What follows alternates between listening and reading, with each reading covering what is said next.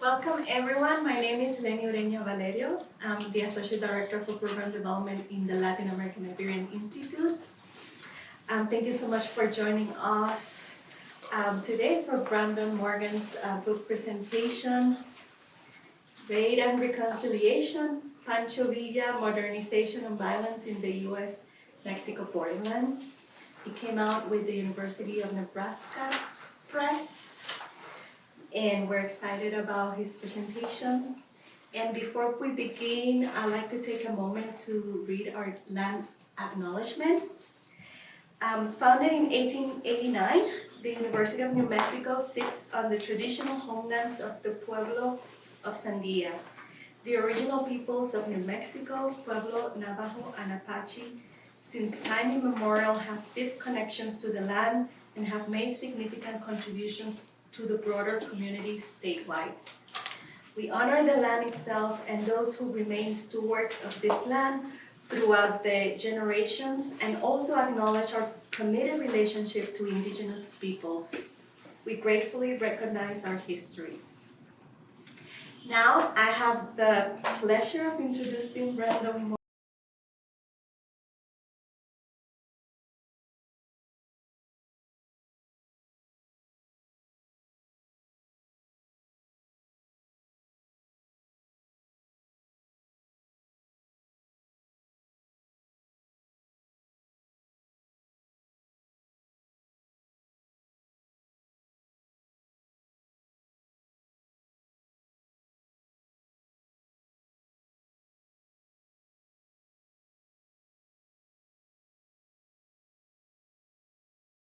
Program in Antigua, Guatemala, with a second trip there in 2023.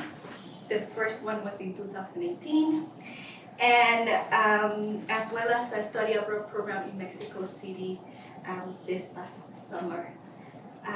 Brandon is a very dedicated educator and scholar and a value partner in many of our initiatives here at UNM.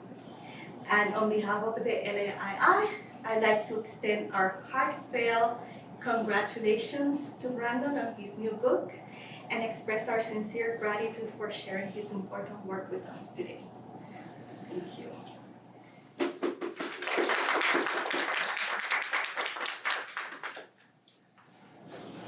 Thank you so much, Lenny. That was a very wonderful introduction, and I've been very privileged to be able to work with you all here at the LAII for so long. I also did my doctoral degree here at UNM in the history department, and so I remember times as a grad student coming over here to visit the LAII for a number of different reasons. And so it's been kind of a home for me for quite a while, so it's really great to be able to speak here today. And thank you all for coming on this snowy day. I keep bringing the snow apparently. But I appreciate you coming out and joining me this afternoon.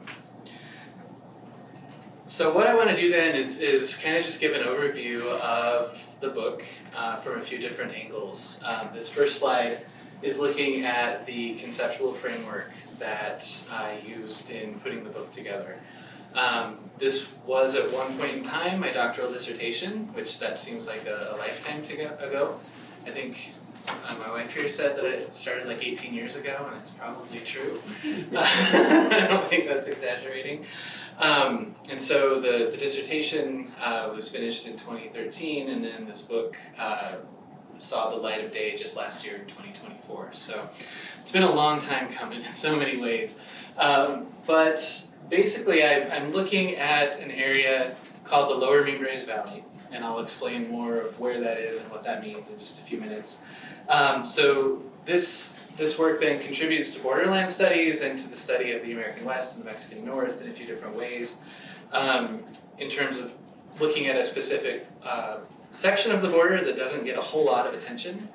It also looks at this place as a landscape of violence. So this is a concept that came from geographers. So a lot of scholars of geography have kind of coined that term to look at the ways in which violence is inscribed into a place or onto a location, or even the landscape itself.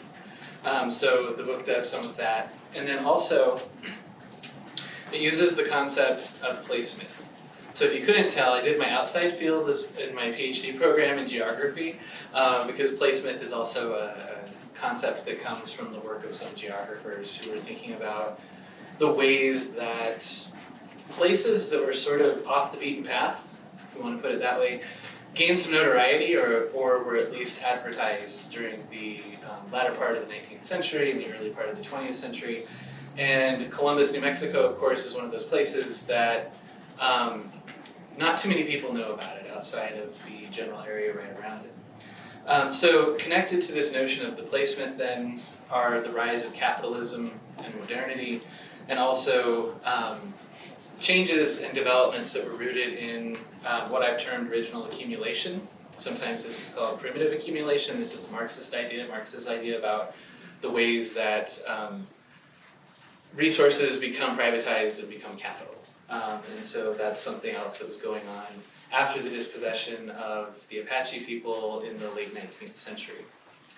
And then something, because this whole process took so long, and because I work at a place where I don't have to publish or perish, I was able to make this book a little bit more of what I wanted it to be. I didn't have to get it out there to keep my job or anything like that. So I wanted to focus on narrative history, driving the whole book by stories. And so if I know a few of you have cracked the book.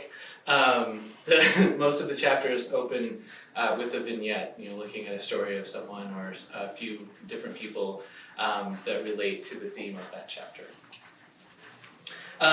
Thinking about the research, I'm also currently teaching a class for Western New Mexico University online that deals with the history of the US-Mexico border.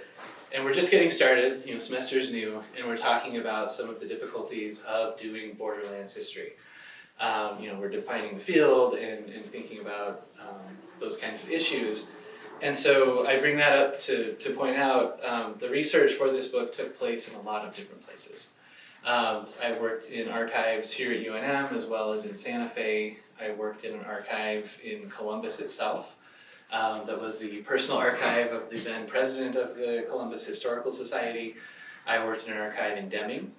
I worked at archives in Chihuahua, in Ciudad Chihuahua, in Mexico City, and in Washington, D.C., and I'm probably missing some other ones. And so the point of all of that is Borderlands history can be difficult if you're wanting to try to tell the story of a unified place that's on both sides of an international border. You have to think about the histories and historiographies of two different nations and how those things relate to each other.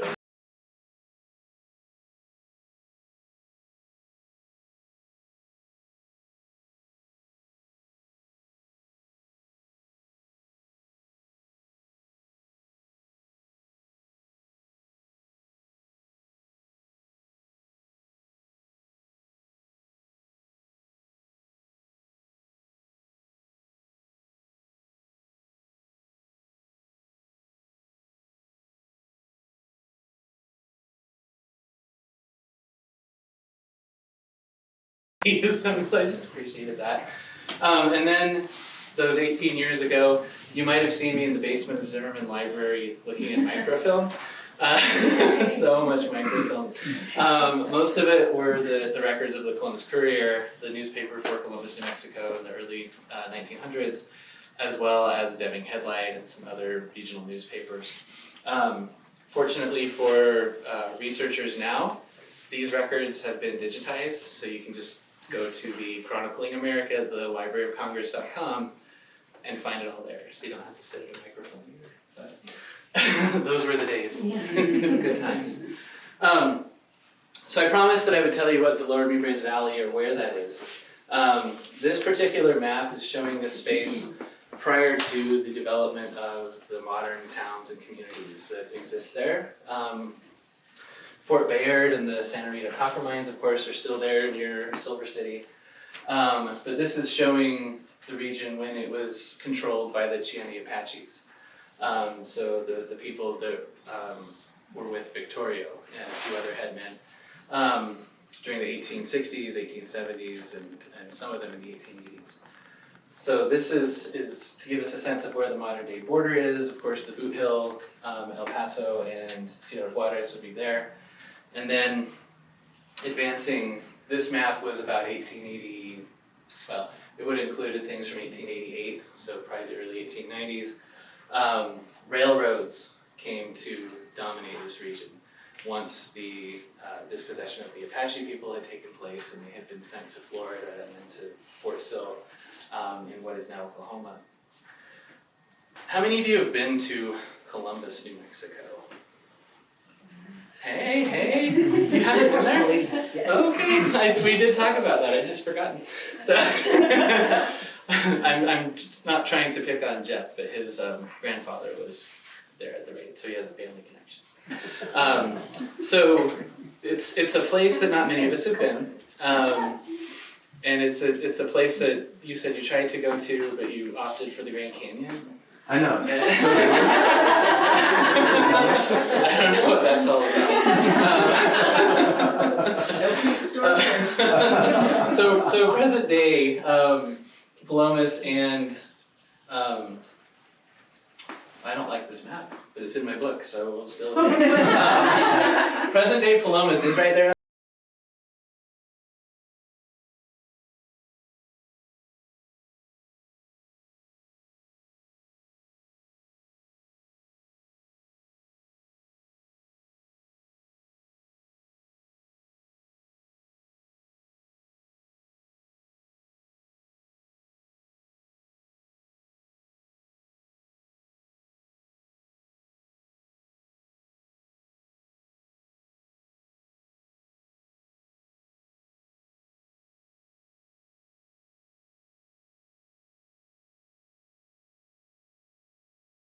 And the Santa Fe railroads, they came together there, and so it was a natural place for a town, and it became the county seat of Luna County in 1901 when it split off from Grant County.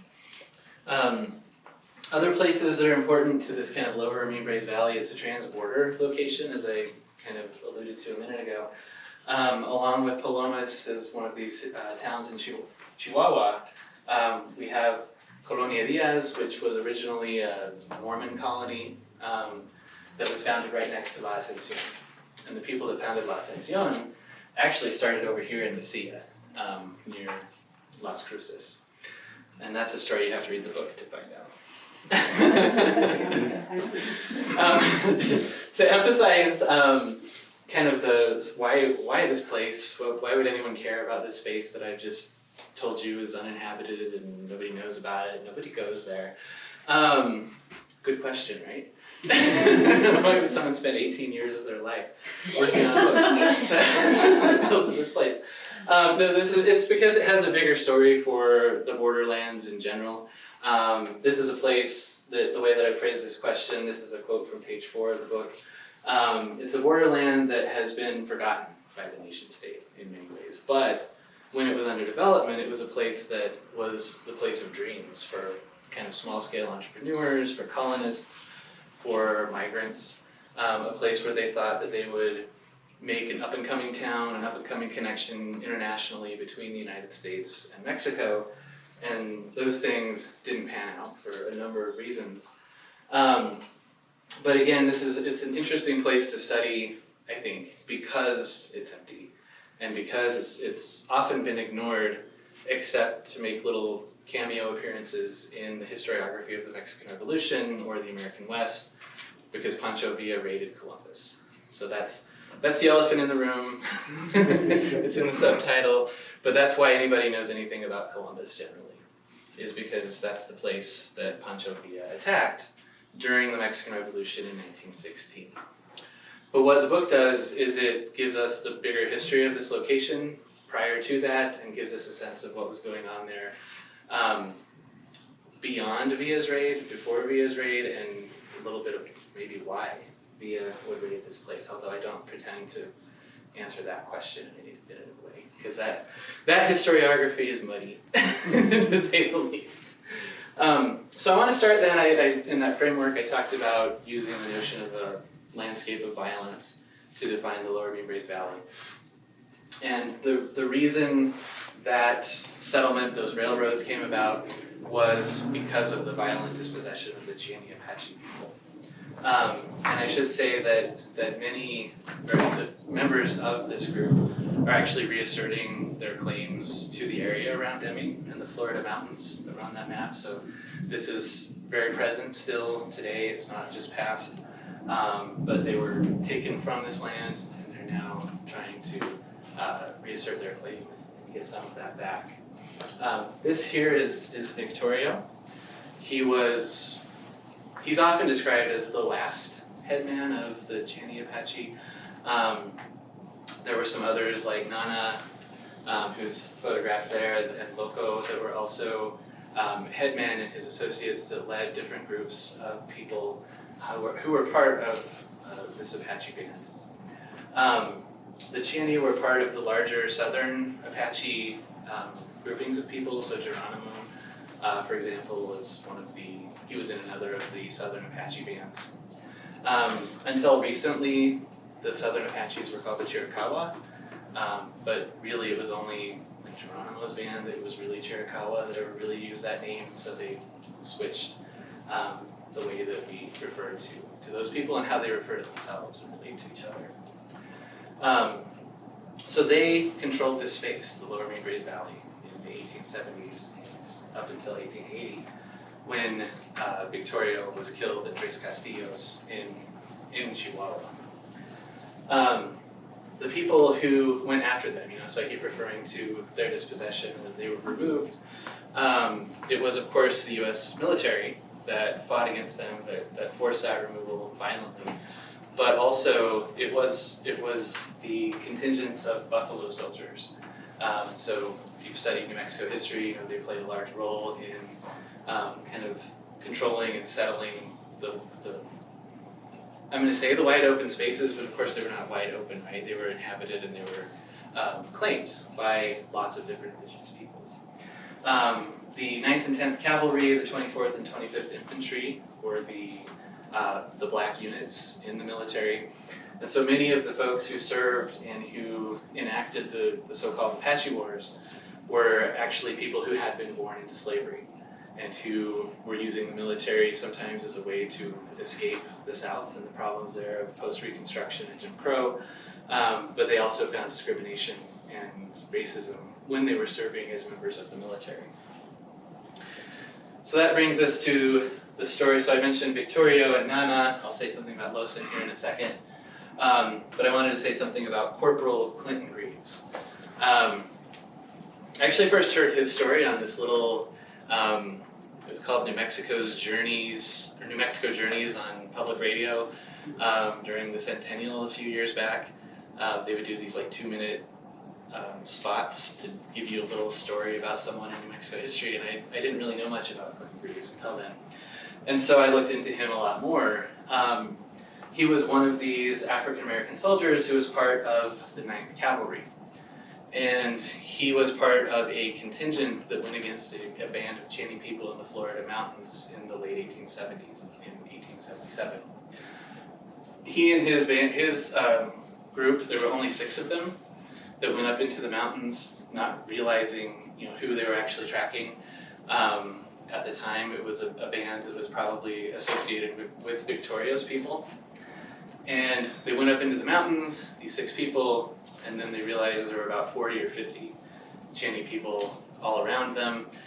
There were women and children also in the group, but they were not in a position of strength, right? They were in a position where they probably just should have surrendered or backed away, but the leader of the group decided to try to force the Apaches to surrender anyway. And so Clinton Greaves, long story short, he won a Medal of Honor because he defended his fellow troops there. They were able to all get out with their lives, and 5 of the Cheyenne people were killed in the skirmish that resulted. They had to, retreat. They didn't really get much from it. They didn't reassert control over these Apache people or anything like that. But he showed great valor in saving his fellow soldiers. When he retired back in Columbus, Ohio. So there's another Columbus in the book. When he retired and he passed away, his widow tried to claim his pension and was told that he never received any Medal of Honor and that there was no such person. And so she had to go around and around, and actually never in her lifetime was able to receive that. And I tell that story at the beginning just to emphasize the injustices that were tied up with the people who were also kind of enacting the conquest of this area that ended up spanning both sides of the US-Mexico border.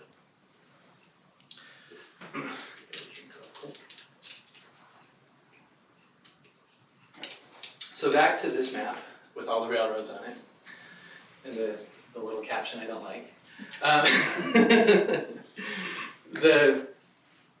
This violence against the Cheyenne Apaches was what created the opportunity for this kind of development, this kind of modernization and capitalist development.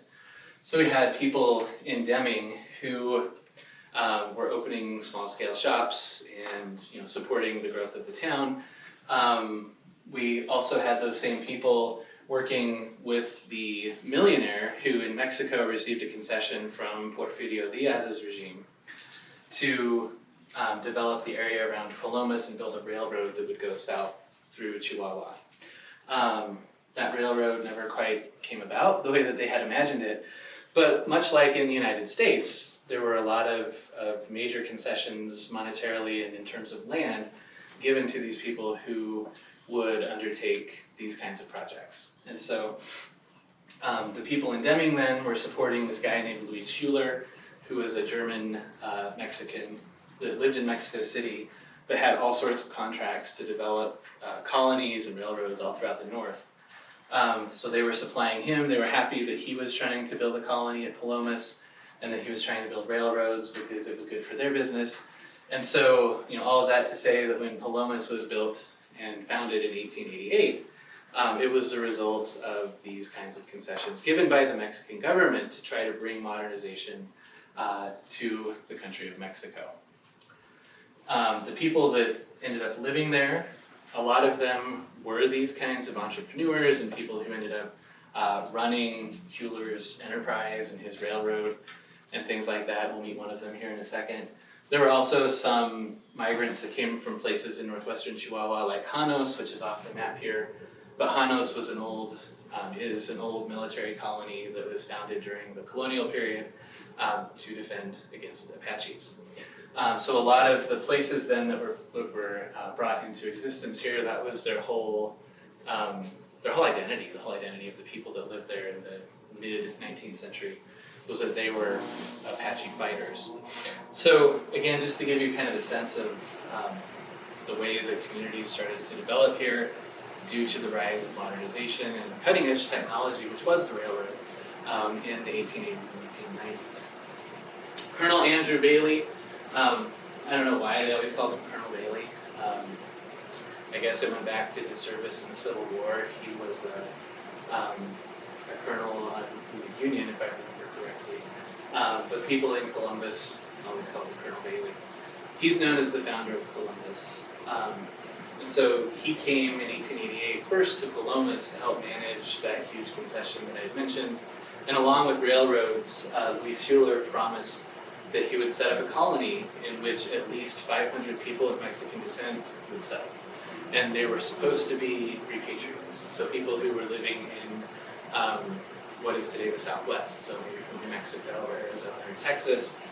He was supposed to try to recruit them, to bring them back into the frontier of Mexico, Chihuahua, to settle it and shore up Mexican claims to this location, and also to appeal to people who had been Mexican citizens prior to the US-Mexico War in 1846 to 48, and bring them to Mexico.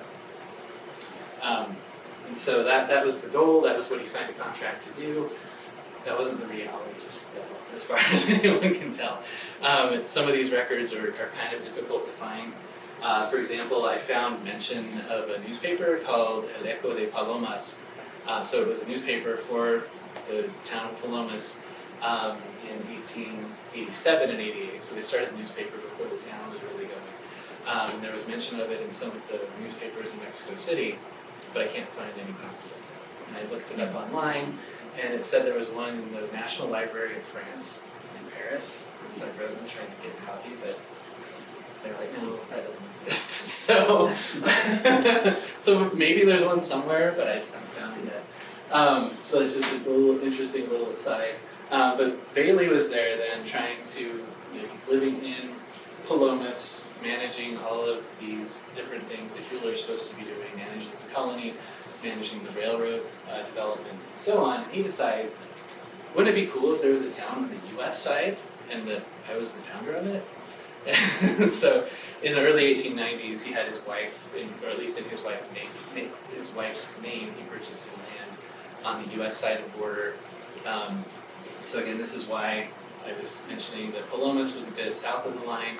Columbus was right on it, because that's where Bailey wanted to put his homestead and start his town, to have that connection with the town of Palomas. It was a little bit further south.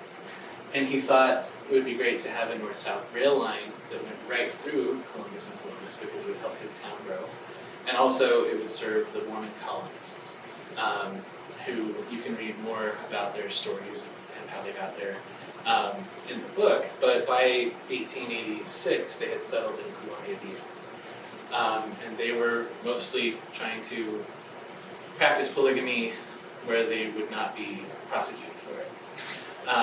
So that was why they developed Colonia Diaz. That was the first of their colonies, and then they developed others a little bit further south along the Piedras Negras River, closer to Nuevo Casas Grandes today. But the thing about their first colony in Colonia Diaz, it was constructed right alongside the town of La Ascensión. And that's the one that was settled by people from La Mesilla that I mentioned. You should go read their story, it's a good one. But they were the ones that gave the Mormons land and helped them survive when they first arrived in 1885 or 86 and built the town. So they had kind of a strong relationship early on that didn't remain quite as strong by the time of the Mexican Revolution. So all of that context to explain why they would want to build a colony here. For one, there was a concession, but also the argument was it'll serve these Mormon colonists and it will make a connection down through either Guaymas and Sonora or Hermosillo, going down that way toward the Gulf of California. Long story short, it didn't happen. For a lot of different reasons, most of them had to do with mismanagement and the ways that railroad entrepreneurs were kind of like robber barons in that they would take the proceeds and the wealth from the enterprise and not really put it into the railroad, but the company would fold, and because of the way that things were incorporated, they would come off wealthy and people would be left without much to show for it. And that's what happened here. But what was left behind were these two towns of Palomas and Columbus. And I wanted to mention here a man named Ireno Pacheco. He was one of these folks that moved their family over to, he actually, not just to Palomas, but he moved them to Columbus. He's considered one of the first settlers of Columbus. And he moved from that township of Janos as well. That'll become important again in a minute. So this place then is left behind, already kind of forgotten even to the people that were hoping to hit it big and have their stockyards rival those of El Paso in the near future. That was something that was set. But they're sort of kind of left on their own, and the Palomas Customs House is something I want to focus on for a little bit because it was one of the symbols of the Mexican state under Porfirio Diaz, right on the border. So if you're looking at where is the state manifesting itself, the power of the Porfiriato, at least in the town of Palomas, it was in this shack. And I wish I had a clearer photo of that one, but that's the best one that I've been able to find. But this was the place where they would have people pay customs, especially the Mormon colonists and other settlers who were going from that corridor, Deming, Columbus, down into northwestern Chihuahua. And they had all sorts of kind of legal battles over costs and where this thing should be located and so on. But there were several different attacks on Palomas and Columbus, and that's what some of the center of the book deals with. So I want to talk about those for a minute. In 1893, a man named Santana Perez led an attack that was successful on the shack that was the Palomas Customs House. So again, it being successful, he came away with like 203 pesos, not too many wounded, and a couple of horses. And they kind of escaped, having beaten the small contingent that was there at the customs house, and then they led Mexican forces on many different skirmishes over the next several months. So late 1893 or 1894. But, well, I'll get to that in a second. In 1896, in September, a guy named Pamposo Ramos Rojo did the same thing, but very unsuccessfully. He had about 28 people with him. They had impressed 5 people who had been working on the International Dam near El Paso to come along with them on their journey to attack the Columbus Customs House. They were also part of a larger scheme that was going to attack the customs house in Nogales that was connected to a woman named Santa Teresa Urrea. And so she was a very kind of popular and renowned folk saint who challenged the primacy of the Porfirio Diaz government because she was in support of common folks. When they were losing their access to resources, they were losing out to these people who gained on concessions and Americans who were moving in from all sides. She was a symbol of hope for them, who stood up for these common Mexican folks in Sonora and Chihuahua. Eventually she had to flee with her father to El Paso, and so governments on both sides were kind of watching her as someone who was secretly and quietly trying to foment a revolution against Porfirio Diaz. So that's why I brought her in, because that's what Rojo, he was part of the group that looked to her for leadership and for inspiration, although he ratted her out the second he was captured. He didn't even try to to defend her. He said, yeah, this is what we were doing. And so that one in 1896 was less successful.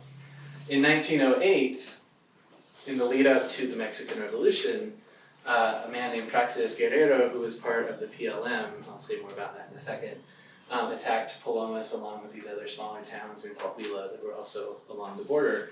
But the whole point here is that these little border stations were places that were seen as weak points in the armor of the Mexican state, places where those who wanted to challenge the power of Porfirio Diaz's regime could attack and make some headway, and hopefully get more people to follow them and have things snowball.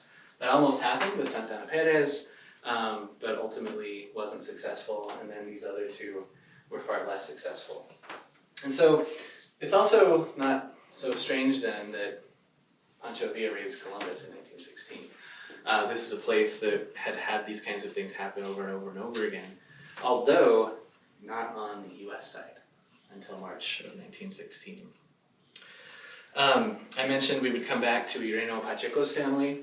During that 1896 raid, one of his sons, Leonardo, was arrested actually for supporting some of the insurgents. And so this is a photo of the little, it's just a transcription of a note that he supposedly gave to the insurgents saying they could take one of his cows and eat it, slaughter it and eat it. They were apparently not well off when they were on their way over to attack Palomas. They were not well armed, or at least not as well armed as they had hoped to be. They were wanting for food and everything else, and so it's still kind of unclear whether Pacheco was really a sympathizer or if they had some guns drawn on him and he said, fine, you can have a cow, whatever it was. He was determined to have been in sympathy with them, and it took a year for his American lawyer to get him out of prison in Ciudad Juarez. I like this though because somebody drew the brand.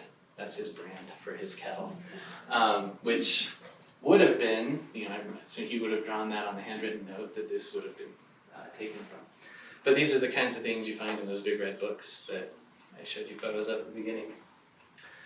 And then just to show some more photos of the people involved. So we talked about 1896.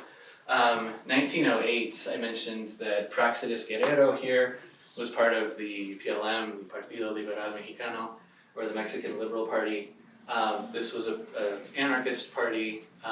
Ultimately, once it was all said and done, didn't start out that way, led by the Flores Magón brothers.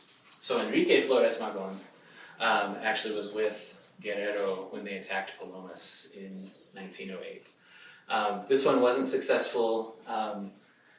I like Praxedis Guerrero as a person. Like when I studied him, he was someone that I try not to find people to be heroes, but he's someone that I thought he's a pretty cool guy because he actually came from wealth down in San Luis Potosí. But him and his friend Francisco Manrique decided that they wanted to figure out why is there so much unrest across Mexico. What are people experiencing? So he lived for a time working in a beer plant in Nuevo León, and then he worked in the mines in southern Arizona, and that was how he became part of the PLM. And so the PLM, they started out as just kind of liberal challengers of Porfirio Diaz that wanted to reinstate the former Constitution of 1857, to go back to the way things were. They said Porfirio Diaz has upended all of these things. He's done so much that is unconstitutional. We just want that reinstated. But by the time Enrique and his brother Ricardo Flores Magón really formulated their ideas, they were pushing for things like a 40-hour work week. They were pushing for gender equality. They were pushing for people to have access to food and healthcare. So things that were super progressive. I wish I could say for their time. And their ideas, though, a lot of them were actually codified in the Constitution of 1917 that came out of the Mexican Revolution. So I've alluded to the Mexican Revolution. It started in 1910, so a couple of years after this attack on the Palomas Customs House. And Flores Magón and Praxedis Guerrero and their group, they were really trying to start a revolution against the Diaz government. But there are all these fits and starts. It just never quite happened until November of 1910 when Hacendado got involved. So a landholder that was challenging Porfirio Diaz. That was one of the things that allowed the revolution to really get going, is it had a cross-class coalition. It wasn't just folks who were not well funded and who had been infiltrated by spies. That was a problem for the PLM. There were spies from the Mexican government and the American government that were constantly in their ranks, and they didn't know it. And so there's actually a really good book written, I guess it came out in 2023, by Kelly Lytle Hernandez called Bad Mexicans, that looks at the history of the PLM in the United States and particularly, and how they just weren't successful in all those ways. So some of this then is a backdrop for what's going on in Columbus. So we want to return to Columbus here. And this is where I bring in that notion of the placement. And I won't read this out, but this is the ways that the geographers define what a placement is. But essentially it's redrawing a place that no one knows, but they have kind of negative impressions of as a place that is positive and somewhere they would want to go. And so among the many things that people in Columbus, and even in Deming, said, is that if you come here, there's an inexhaustible supply of water. Those were the words they used. And the inexhaustible supply of water was underground. It was in these wells. So, and of course that's not inexhaustible. But it's not what they said, right? So they're trying to get people to come to this area, promising them irrigation water. You can have a farm here. Because of the Expanded Homestead Act, I love this image from the Columbus newspaper with Uncle Sam just giving you a plot of land ready to go. It's all improved, there's a house. Of course, that's not really what the Homestead Act was going to give you, but you could get some land if you improved it and if you lived on it. What was that? So many trees. So many trees, right? Yeah. Sorry, guys. I know you don't see the trees in the actual photographs. Somehow. And so the newspaper then, the Columbus Courier, that I read so much of, ended up being kind of a booster tract. So the members of the townsite company who wanted to bring people in to sell them plots of land so that they could build their community and so that they could make money on building the community, they would mail the newspaper out to potential settlers. And in doing that, the placement they created was one where they wanted to claim that Columbus was a place for white family farmers where there are very few Mexican people. They didn't say it that kindly, in their words, but that's what they were trying to do, is to kind of redraw this place as a jewel in the desert, where the desert is blossoming like a rose. That's something the Mormon colonists said they were doing down in Chihuahua, making the desert blossom like a rose. You could do that too, here with all of us white settlers from, not even just from the eastern United States, but there were people from Lithuania and people from Germany and a lot of places in Europe as well. Reading the census is really interesting to see where people come from. So Columbus is lumbering on. They're trying to get people to come settle. There's no railroad. And the Mexican Revolution is happening just across the border. And so there are a lot of people who, whether they fess up to it or not, are selling supplies and ammunition to Mexican revolutionaries, not just to Villistas, but to all sides. And then depending on how the current US administration feels about the situation, that's either legal or not, so it depends on what moment we're looking at. But we know Pancho Villa as the villain of Columbus. But I like this photograph and the stories that I found because he was not always that.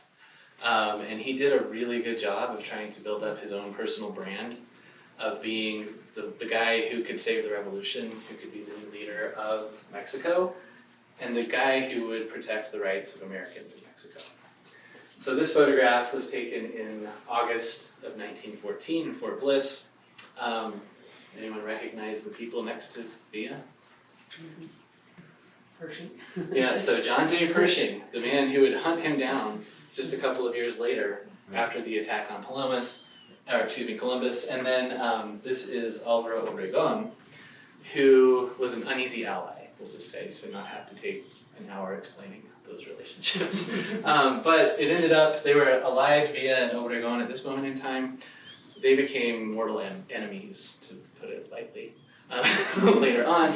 And Obregón is kind of considered the winner, quote unquote, of the revolution because he became the first president after the violent phase had ended and Mexico was reinstitutionalizing and rebuilding the state, where Villa never rose above being kind of a regional and peasant revolutionary. But here they are in El Paso. They're all happy together in August of 1914 because Villa is presenting this image of himself. Obregón and Villa had gotten permission from the US government, from the governors of New Mexico and Arizona, to use the Southern Pacific Railroad to go from El Paso over to, I believe they were going to Douglas, to get back into Sonora to go and visit the governor of Sonora. So they were traveling together on a train, and along the way, they stopped in Deming. And Deming is just up the road from Columbus, just 30 miles away. It's the county seat of the county that Columbus is part of, and people just turned out to see Villa. And it's kind of interesting because the Deming papers, the way they cover this, is very similar to the way the Vista paper in Chihuahua covered the visit. They use similar tones. There are a couple of differences, besides the fact that one's in Spanish and one's in English. But they kind of use a similar tone, and people in Deming loved him. That's the point here. People in Deming were excited to see him. They were excited to hear him talk about the ways that that he would bring peace to Mexico. He spoke to some of the Mexican residents of the area, so despite the placement claims, there were tons of Mexican people living in this area. And Villa spoke to them. They didn't clap, the Americans were clapping, applauding Villa. And so that was also an interesting dynamic of this visit. So it was, they were taking his words in a different way than the Americans were at the time. And this happened not just in Deming, but also over in Douglas, in Arizona, before they went back into Sonora.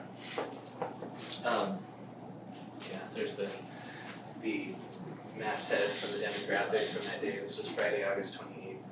And something I found interesting too, I looked into it, Pancho Villa did not speak English. Not at all, from everything I can find and tell. And so the people who were there were listening to him in Spanish, and some of them maybe spoke some Spanish, but not all of them did. So he had done a good job of building that image of himself by having film crews, American film crews, follow him and show him, in his successes on the battlefield in such a way that they didn't even have to know what he was saying necessarily. And that's not to say none of them did. I believe there were some that did.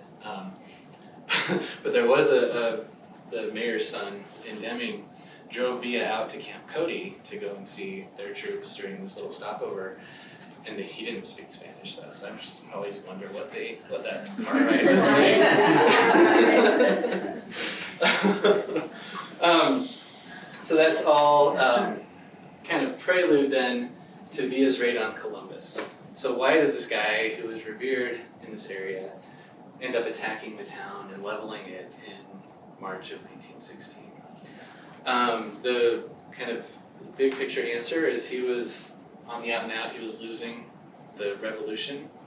By that point in time, the revolution had devolved into kind of a civil war contest between the major generals. Obregón had decimated Villa's forces, and Villa was forced back from Mexico City, back from being a national figure in Mexico to being a regional figure in Chihuahua, where he had a power base. But even there, most of his men had deserted him by 1915, 1916. Also, on the US side of things, the Woodrow Wilson administration had recognized Venustiano Carranza, another of Villa's rivals, as the de facto president of Mexico in late 1915. So all those claims of Villa protecting American lives and American property out the window. And he declared against Americans. There were a couple of infamous attacks that were led by some of his men, in which many Americans died along the border leading up to March 9th.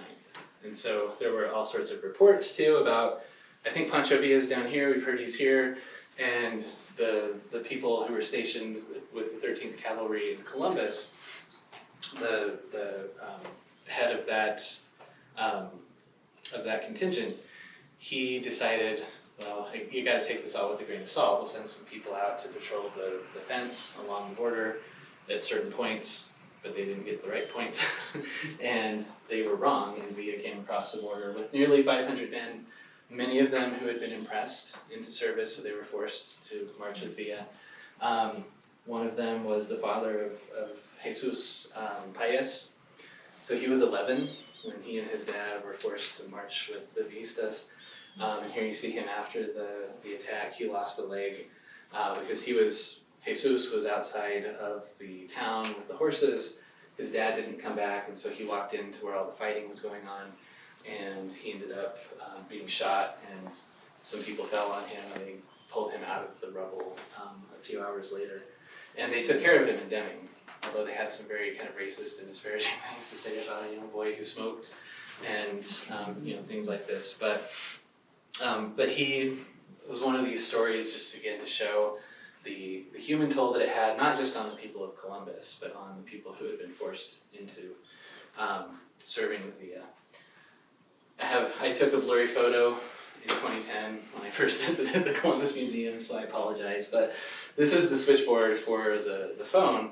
A woman named Susan Parks operated the phone, and she believed she saw Villa right across the street.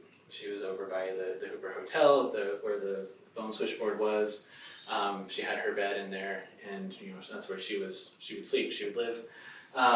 She had a young, not even toddler baby girl, Gwen, and she put her under the bed and tried to use the switchboard, and she had to light a match to see what she was doing, and as soon as she did, gunshots came through the window. And so there are bullet holes in the original switchboard, but she did get the call into Fort Bliss to let them know what was going on. So, don't have time to tell all of the stories, but there's so many amazing stories about heroism during the raid. Some of the pictures here are gruesome, so that's why I did the slide this way. Because this is a quote from Pero Mosley, who was an editor early on of the Columbus Courier, and he pointed out that even though people have been claiming everything's fine here. There was a lot of retribution against Mexican people, whether or not they had been in the raid, whether or not they were vistas. So this photo, there were a lot of vista bodies just strewn across the desert. After the attack on Columbus happened, the 13th, the members of the 13th that kind of regrouped, they chased the vistas south into Chihuahua, and people talked about for weeks afterward, you could smell the burning bodies because they would just burn them in place where they had died. Pancho Villa lost about 100 men in this attack, so I didn't say whether it was a success when I had it on that list of different raids. Strategically, you could say it was a success because it allowed Villa to gain a reputation for being daring enough to attack the United States. Even though it wasn't true, this never existed, there is some evidence that he believed that Venustiano Carranza was going to kind of sell Mexico out as a protectorate of the United States, so he had to do something. So that's one theory about why he would take this kind of an action. Another is a lot more maybe cynical, and he did this because it allowed him to gain notoriety and for his movement to resurge. And it did for a time, despite this loss of life. 18 Americans were killed during the raid and 100 vistas. This is a troubling photo of some American servicemen and women from the town that posed themselves with one of the charred vista bodies in the aftermath. So this was from the Virgil Williamson collection. He was one of the servicemen. And then this is a photograph of captured vistas after the fact. In Deming, just a couple of months after the raid, 7 of them were put on trial. They never really convicted them of doing anything other than being in Columbus on the day of the raid, but 6 of them were hanged at the Deming courthouse. And actually it was the wife of one of the victims. They ran the commercial hotel. She had agreed to be the person to run the gallows because, I can't imagine how that would be. But then when it actually came down to it, she said, no, I can't, I'm not going to do that. So that was one of the more difficult things about it. And the title of the book is Raid and Reconciliation. We don't have much time to talk about the reconciliation. But the person that kind of symbolizes that part in the story later on in the book is a guy named Antonio Landin. He was the consular agent that was assigned to Columbus in 1917. So he was a member of Carranza's government, he was part of the Secret Service, but then reassigned to the Diplomatic Corps, and he was told, you get to be the consul in Columbus. You can imagine Columbus never had a consul before, because it's not a significant enough place in terms of size and population. But in the aftermath of the raid, he was stationed there, and he actually did a very good job of being a diplomat, of asserting the rights of Mexicans, whether they were Mexican nationals or Mexican Americans on the US side of the border. He reinstituted the annual celebrations of the national holidays. So that's, this was from one of those expedientes as well that I took a picture of at the beginning. He also fought against a racist housing covenant that was going to be put in action in 1918, 1919, and got the town trustees, to support him. And he made it known that this thing was going to be enacted by women builders. And also the 24th Infantry was stationed in Columbus, so that was one of those African American units. Their story is also larger and harrowing, you can read more about in the book. But he was also able to kind of recognize them as part of the campaign. So it was him and also J.R. Blair, who was the mayor at the time. They were both accused of, quote unquote, running a wide open town, which essentially meant they weren't a bunch of racists. They were willing to have a multiracial and multicultural community, and they thought that that was valuable, and they fought for that. there's a bit more to his story, and actually I have an article coming out in a new anthology that goes into his story a little bit more, so that'll be out later this year. I will field questions about Pancho Villa State Park rather than talk about it, just because we're out of time. But I want to end with this. So 2 years ago, I was able to give the talk at the commemoration that they do it was every March 9th. Now they're doing it the Saturday closest to March 9th every year, down in Columbus. But as part of that, there's all sorts of things going on. The Historical Society does a kind of memorial service, and that was where I spoke. Pancho Villa State Park, the state does something. And then there's also the Cabalgata Binacional that comes up from Parral, Chihuahua. So a bunch of guys on horseback. Often there's someone who is acting as Villa, or a Villa reenactor. So I got to meet Pancho Villa. So thank you so much.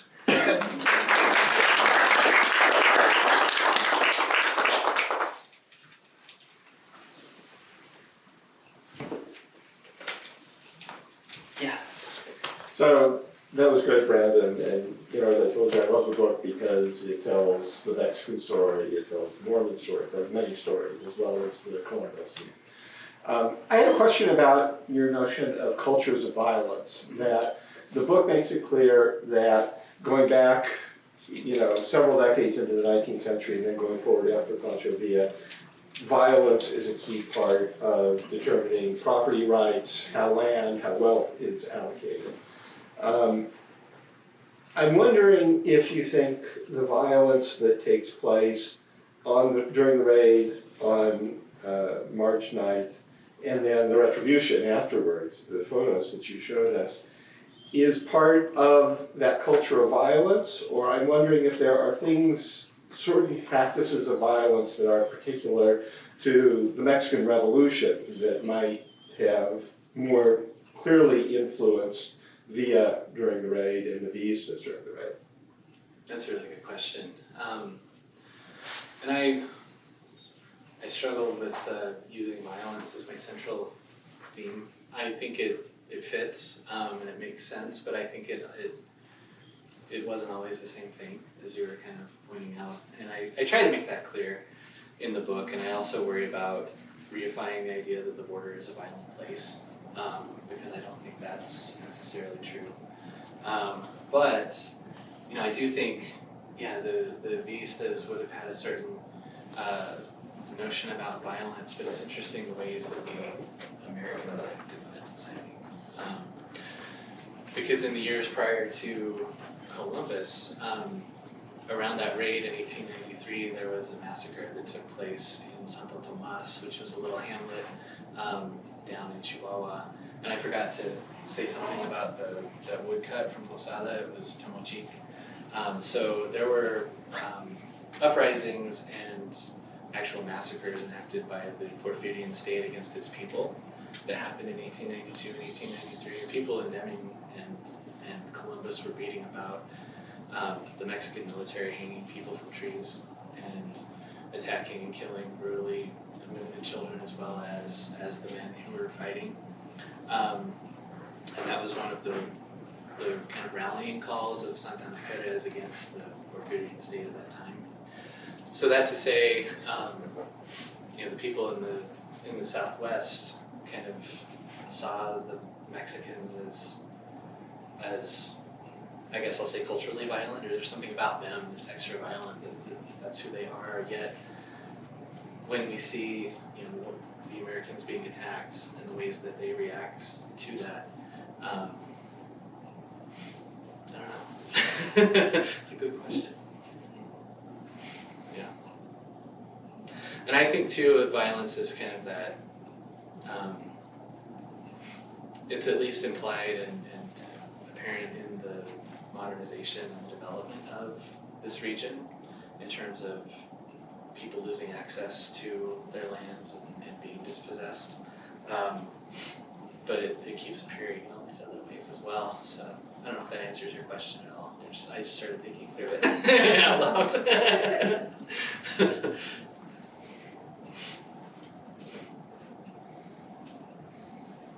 What was your favorite part of this stories? Like, what were you like, oh my god, that's cool. That's a good question. So I had a time, this is just what popped into my mind first, I don't know that it's my favorite part, but when I was reading all the microfilm newspapers, there were these little shorts, like 2-sentence blurbs about Bill and Susie went out Friday night, and this guy and this guy are going on a date, and so-and-so's out of town. But that was right when Twitter was becoming a thing. It was right when Twitter was becoming a thing, and I'm like, Twitter's not new. They were doing this in the Columbus Courier. And I mean, it wasn't unique to that paper either. It was, something that they did in all these local newspapers.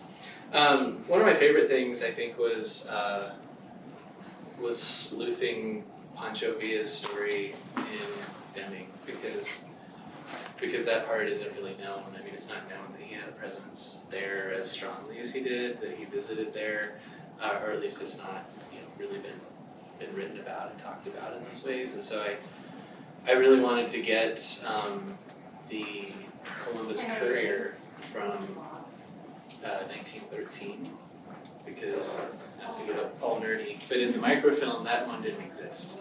They didn't have that year. But I heard they had it down in Deming at their archive at the old customs house. So when we were going to Tucson, we had to stop in Deming so that I could go read a newspaper. But I found some traces of his story there, and then I was able to go to Chihuahua and read Villa Nueva, which was the Vista paper that I referenced, to find more of his story, and that there was a Vista office actually in Columbus, because a lot of the revolutionaries had a presence that way. It's unclear whether Villa was ever really at that office in Columbus, but there was an office there for his movement, his military.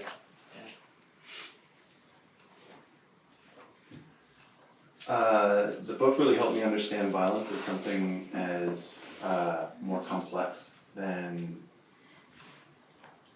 physically hurting someone. Mm-hmm. And also so complex as to involve a lot of minute things that we can't possibly grasp, because dispossession, for instance, land dispossession, that impacts someone on a personal level, a familial level, a township level, and every other level in between. So you can't really, it feels a little ephemeral. But the dialectic of violence is really intriguing, because I think it helps me. I'm having trouble grasping how it works because it's so complex. And when you mentioned earlier in your answer that, eventually Americans just started thinking that, well, I guess Mexicans are violent people. Is that part of the dialectic where that's not the case, but now that they believe it, there's this whole new revolution of violence that's going to occur, and more violence, and again, construction that comes from that. Can you explain violence dialectic in a layman's term, like I'm 5? Yeah. Pretend I'm 5 years old. Well, I use that concept instead of cycles of violence. Some scholars of colonial era history have used that kind of notion, but I don't think, like you were getting at, it's not the same thing over and over again. It's not just that the same kind of violence was renewed for whatever reason, but I think it takes different forms. And so to talk about the example that you brought up with the placement, one of the goals of that was to erase the presence of Mexicans. And so even though that's not, well, I mean, I would see that as a kind of act of violence, or at least in that direction. But, again, for that reason, if you're othering people that much to say they're not even here, and we see them over there just killing each other, it helps to create those kinds of ideas. And so I think the dialectic is violence kind of taking new forms.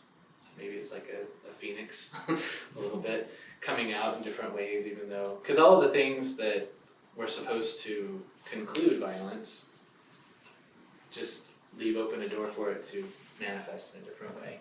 So removing the Chiani, for example, and that's supposed to make this place safe for white settlement.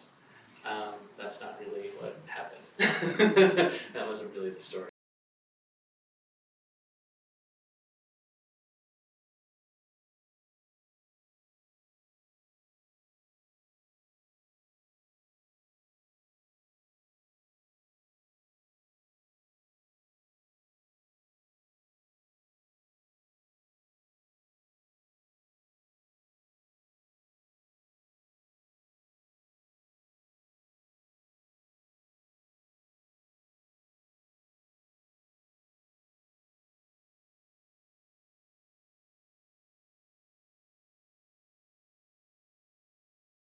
which way you decided to take it from the initial project? I think some of the same frameworks are there from the dissertation. But the narrative history and trying to write it in a way that I hope people would want to read it was something I worked on quite a bit. And actually putting chapters didn't necessarily start with those vignettes that I mentioned about telling someone's story. Also the opening, the introduction, when I researched Pancho Villa State Park, I did this little thing. I don't know if anyone listens to The Memory Palace by Nate DeMeo. It's a podcast. He has a book out too. But I would call it maybe creative nonfiction, because it's very rooted in history and deep research. But he tells these stories that are just kind of put you in the shoes of the people that he's talking about. And so I wrote the section about how Mayor Carrion would have felt. So Jesus Carrion right here, he was the mayor of Columbus when the state park was dedicated in 1961. He had also been a child during the raid and survived it. So, he had a very direct connection to it. But all of these big kind of ideas were coming out of Pancho Villa State Park as a means of healing. By calling it Pancho Villa State Park, it's a place where people from both sides of the border can come together. And then there was even a note though that even though it's named after the general, it's really commemorating the heroism of the people that survived. But, people are not happy necessarily that live in town that the state park was named after Pancho Villa. And Arthur Ravel was not happy that the state park was named after Pancho Villa. And so he's right kind of in the middle though, because he's the mayor when this is happening and people are writing letters and he's trying to kind of deal with it. And so all of that to say, I did this exercise where I just stepped away from all the notes and all the expedientes and I just kind of tried to write a Memory Palace version of it. It's not as good. I'm not going to have a podcast anytime soon. But I think it helped, and I tried to do that with a lot of things in the book. So still published with an academic press, so it's still an academic book, but it's I hope it has more of that kind of writing. I can't rewrite dissertations, so I really want to write them.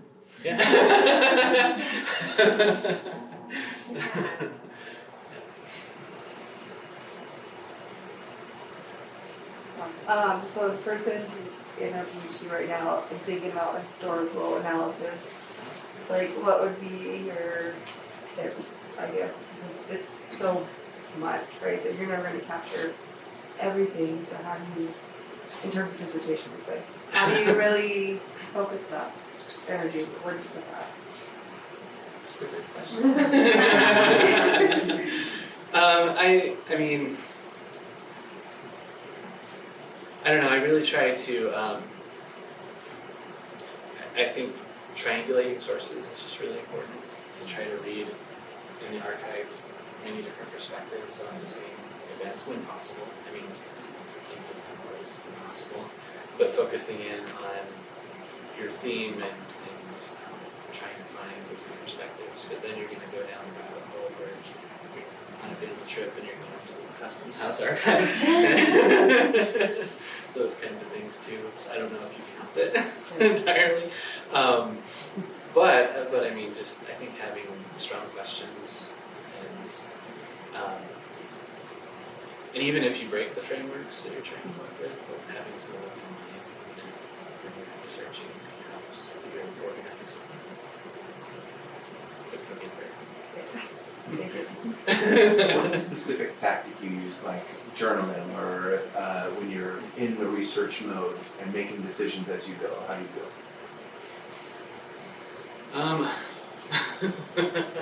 I think I wish I was more uniform, I guess, with it. I think it changed over time, but it still does. It sort of depends on what I needed. Sometimes I would do journaling, sometimes I would do a memory palace wannabe thing, sometimes the most important thing was just to make sure to go and retype my notes the evening after I had handwritten them, and organize my photos, because I needed to go all the photos and archives sure I knew what I had, and sort of revisit them. And then when writing, I don't know. I don't think I did anything the same way. So, but with the newspaper things, I had just like pages and pages of notes from different newspapers, and so I started kind of color coding and doing keyword searches to pull together different themes, so that they weren't just one never-ending stream of notes from the 1888 career to the 1910 one, but organizing them that way so that they would start to tell a story.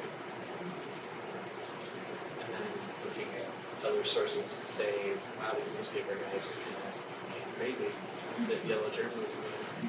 So